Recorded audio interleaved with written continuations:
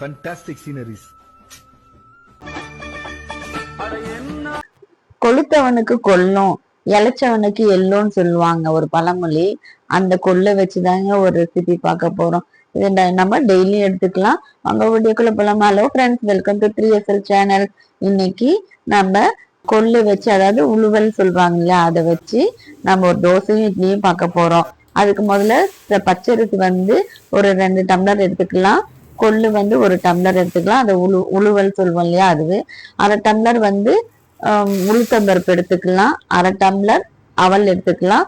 இது அவல் நம்ம வெள்ளை அவல் எடுத்துக்கலாம். இது கலர் வரணுன்றதுனால நம்ம போடுவோம். இது நான் சிகப்பு அவல் எடுத்துன்னு இருக்கேன். இது ரெண்டுமே நம்ம தனித்தனியா ஊற வைக்க போறோம்.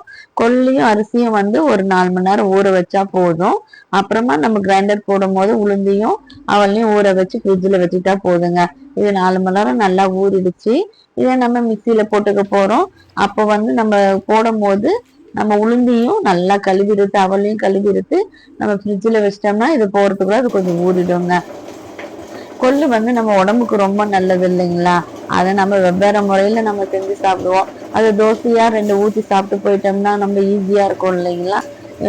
சத்துக்கும் சத்தும் ஆச்சு, நம்ம வேலையும் ஈஸியாச்சுன்ற மாதிரி. அரிசியை நம்ம கிரைண்டர்ல நல்லா போட்டு நல்லா மையா அரைச்சிக்கணுங்க. இல்லைன்னா கொள்ளு அங்கங்க நின்றுச்சுன்னா சாப்பிடும்போது வாயில தட்டும். நல்லா நைஸா அரைச்சிக்கணும். உளுந்தையும் போட்டு அரைச்சி எடுத்துட்டு ரெண்டுமே நல்லா கரைச்சி உப்பு போட்டு கொஞ்சம் கரைச்சி வச்சிடணுங்க. இது ரொம்ப நேரம் 8 மணி நேரம்லாம் புளிக்க வச்சோம்னா ரொம்ப பதப்பதன்னு வந்துடும்.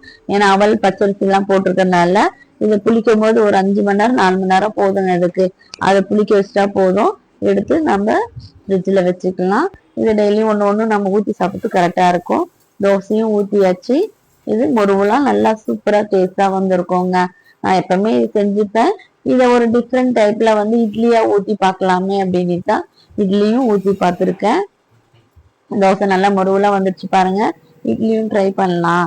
ஏன்னா தோசை ஊற்றுறதோட இட்லியை ட்ரை பண்ணி பார்க்கலாம் அப்படின்ட்டு இட்லியும் ஊற்றினேங்க. இட்லியும் சூப்பராக வந்திருக்கு. இதை நீங்களும் உங்க வீட்டில் ட்ரை பண்ணி பாருங்க. உடம்பு குறைக்கிறதுக்கு நம்ம எப்படிலாம் டயட் பார்க்குறோம் இல்லைங்களா, அதுக்கு இது ஈஸியான வேலை. இதை செஞ்சு பார்த்து எப்படி இருக்குன்னு நீங்க கமெண்ட் பண்ணுங்க. இது பாருங்க பம்மன் இட்லியும் வந்துடுச்சு. அது டேஸ்டும் நம்ம டெய்லி கொள்ளு சேர்த்ததுனால அந்த டேஸ்டும் அதுல வந்திருக்கு. ரொம்பலாம் கொள்ளு வாசனை எல்லாம் இட்லியில வரல. அது நார்மலா இட்லி மாதிரியே தான் இருக்கு. நல்லா இருக்கு. அந்த டேஸ்டும் சூப்பரா வந்திருக்குங்க. நீங்களும் ட்ரை பண்ணி பாருங்க. எப்படி இருக்குன்னுட்டு கமெண்ட் போடுங்க. சப்ஸ்கிரைப் பண்ணுங்க, ஷேர் பண்ணுங்க, லைக் பண்ணுங்க. தேங்க்யூ.